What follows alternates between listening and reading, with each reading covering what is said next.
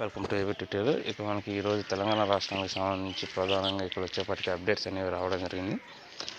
మనం ప్రీవియస్ వీడియోస్లో కూడా VROస్ వ్యవస్థ విలేజ్ రెవెన్యూ ఆఫీసర్ సంబంధించి తెలంగాణ రాష్ట్ర వ్యాప్తంగా గత 2 ఇయర్స్ ఏంటంటే ఈ యొక్క తెలంగాణ VRO వ్యవస్థ అనేది క్యాన్సిల్ చేసి కూడా అయితే వీరిని ప్రజెంట్ MRO ఆఫీసుల్లో కానివ్వండి, అదేవిధంగా ఎక్స్ట్రా డ్యూటీస్కి వినియోగిస్తున్నారు. సరైన వీరికి సంబంధించి జాబ్ చార్ట్ అనేది లేదు.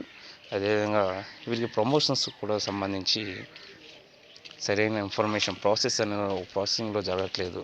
ప్రమోషన్స్ కూడా మమ్మల్ని పట్టించుకోవట్లేదు అంటూ కూడా వీరు వాపోవడం జరిగింది. దానికి సంబంధించి వీరి యొక్క బాధల సమస్యల గురించి కూడా మనం ప్రీవియస్ వీడియోస్లో క్లియర్గా చెప్పడం జరిగింది. అయితే రాష్ట్ర ప్రభుత్వం ఇప్పటికీ దీనికి సంబంధించి 4 ఇయర్స్ దాటిన VRAలకు పే స్కేల్ రాకపోయాయి. అదేవిధంగా VROల రద్దుతో ప్రమోషన్ బ్రేక్ అంటూ కూడా క్లియర్గా రావడం జరిగింది. ఇక గతంలో ప్రగతి భవన్లో ఏడాది కింద అసెంబ్లీలో ప్రకటించిన సీఎం కేసీఆర్ దిక్కు తోచని స్థితిలో 22,000 మంది VRAలు అంటూ ఇక్కడ క్లియర్గా రావడం జరిగిందన్నమాట. ప్రమోషన్స్ పొంది గతంలో సీనియారిటీ క్వాలిఫికేషన్ ఉన్నవారికి VROలకు ప్రమోషన్లు దక్కేవి. VRO వ్యవస్థ రద్దు చేయడంతో VRAల ప్రమోషన్లు బ్రేక్ పడింది. VRAలో డిగ్రీ PG చేసిన వాళ్ళు 5,000 మంది వరకు ఉన్నారు. ఉమ్మడి రాష్ట్రంలో 2012, 2014లో ఈ యొక్క రిటర్న్ టెస్ట్ ద్వారా ఉద్యోగాలు పొందిన వాళ్ళు సుమారు 3,700 మంది అందుకు కూడా వీరికి క్లియర్గా రావడం జరిగిందన్నమాట. సో ఈ యొక్క రెవెన్యూ డిపార్ట్మెంట్ కింద ఉన్నటువంటి VRO వ్యవస్థలో సుమారు 22,000 మంది రెవెన్యూ అసిస్టెంట్లు అనమాట. వీరు వచ్చేవాటికి VRAలు ఉద్యోగులు రెగ్యులర్ చేస్తామని పే స్కేల్ వర్తింపజేస్తామని రాష్ట్ర సీఎం గారు హామీ అనేది 4 ఇయర్స్ ఇచ్చి 4 ఇయర్స్ అవుతున్న అమలు కాకపోవడం గమనార్హం అంటూ ఇక్కడ రావడం జరిగింది.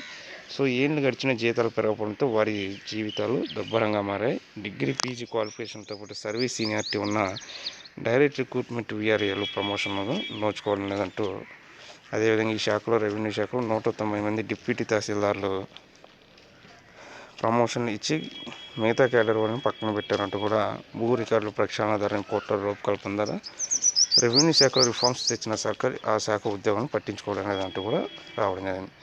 2 సార్లు హామీ అంటూ కూడా ఇవ్వడం జరిగింది. మనకి 2017, 2020లో దీనికి సంబంధించి రాష్ట్ర సీఎం గారు మాట్లాడడం జరిగిందనమాట.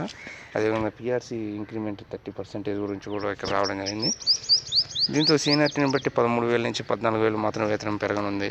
PRCతో సంబంధం లేకుండా 19,000 మినిమం పే స్కేల్ వర్తింపజేసి హామీ నిలబెట్టుకోవాలని ఈ యొక్క రెవెన్యూ డిపార్ట్మెంట్ కింద ఉన్నటువంటి ఎవరైతే ఉన్నారో వీరు కోవడం జరిగిందనమాట. అయితే వీళ్ళకు పోస్ట్ ఇవ్వాలని దానిపై పై అధికారులు ఎవరైతే ఉన్నారో వాళ్ళు అయోమయంలో ఉన్నారనమాట. ఇంకా ఇది ప్రమోషన్స్ వచ్చేవారికి ప్రధానంగా VROలకు చూస్తే జూనియర్ అసిస్టెంట్ క్యాడర్లో వస్తారు కాబట్టి VRAలకు జూనియర్ అసిస్టెంట్లో ప్రమోషన్ ఇవ్వాలనే డిమాండ్ కూడా వినిపిస్తుంది. అదే జూనియర్ అసిస్టెంట్, సీనియర్ అసిస్టెంట్లు ఇవన్నీ కూడా ఒక ప్రాసెసింగ్లో ఉంటాయి అన్నమాట ప్రమోషన్స్కి సంబంధించి. అయితే ఖచ్చితంగా వీరు ఎవరైతే 2014 ఆ టైంలో ఉమ్మడి ఆంధ్రప్రదేశ్ రాష్ట్రంలో నియమించబడ్డారో వారికి కూడా సరైన న్యాయం జరగలేదంటే ఇక్కడ మనకి ప్రధానంగా న్యూస్ పేపర్లో రావడం జరిగింది.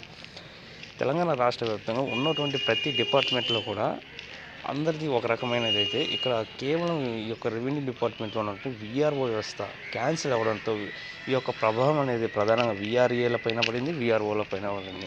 వీరికి సరైన ప్రమోషన్స్కి సంబంధించి, శాలరీస్కి సంబంధించి, ఒక జాబ్ చార్ట్కి సంబంధించి కూడా సరైన నియమ నిబంధనలు ఇప్పుడు కూడా రాష్ట్ర ప్రభుత్వం అనేది అమలు చేయకపోవడం అనేది ఇక్కడ ప్రధానంగా అందరిలో కూడా ఒక సమస్యగా నిరాశకు గురవడం జరుగుతుందన్నమాట.